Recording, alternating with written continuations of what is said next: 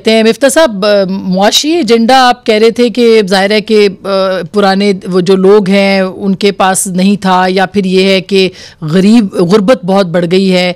देखिए, आप खुद वज़ीर ख़जाना रहे हैं दो दफ़ा, एक दफ़ा भी नहीं, 2 दफ़ा वज़ीर ख़जाना रहे हैं।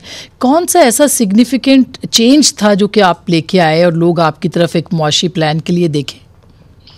देखिए, मैं जब वज़ीर ख़जाना था शाहिद अब्बासी के साथ, तो हमने टैक्स, हाईएस्ट इनकम टैक्स जो है 15% कर दिया था नौकरी पेशा लोगों के ऊपर। अब वो 35% है, जब IMF की मजबूरी में हमने करना पड़ा और फिर उसको मजीद बढ़ाया दिया गया। हम ये समझते हैं कि एक्चुअली अगर टैक्स कम होता है और टैक्स को वाइड स्प्रेड कर दें, यानी कि प्रॉपर्टी ओनर से भी टैक्स लें, रिटेलर से भी टैक्स लें, पिछली मरतबा मैंने कोशिश की थी एग्रीकल्चर से भी टैक्स लें, तमाम लोगों से टैक्स लें, तो फेयर टैक्स होना चाहिए। एक चीज़ जो हम सीखें इस साल के अंदर कि लोग बोलते हैं हमसे पैसे ज़रूर लो, टैक्स लो, लेकिन फेयरली लो।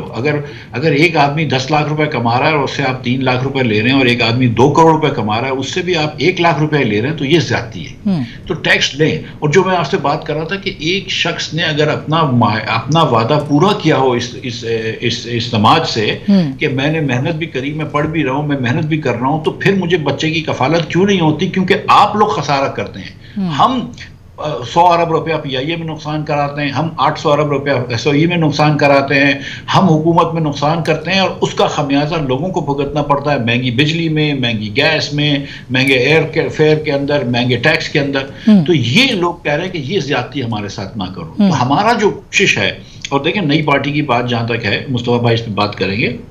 मुस्तफा भाई बहुत ज़्यादा अरसे से इस बात के कायल हैं और कायल कर रहे हैं, और हमने कुछ पोलिंग वगैरह भी देखी है जो आज आ भी गई है, कि जिसके अंदर लोग कहते हैं कि उनको नई पार्टी चाहिए। लेकिन ये बात पे मैं मुस्तफा साहब से, मैं भी और शाहिद भाई दोनों एग्री करते हैं कि नई पार्टी की ज़रूरत है। लेकिन क्या वो हम हैं वो लोग जो नए लीडर होंगे, जो पाकिस्तानियों की आवाज बनेंगे, या कोई और होगा? इसका तयन अभी नहीं हुआ है।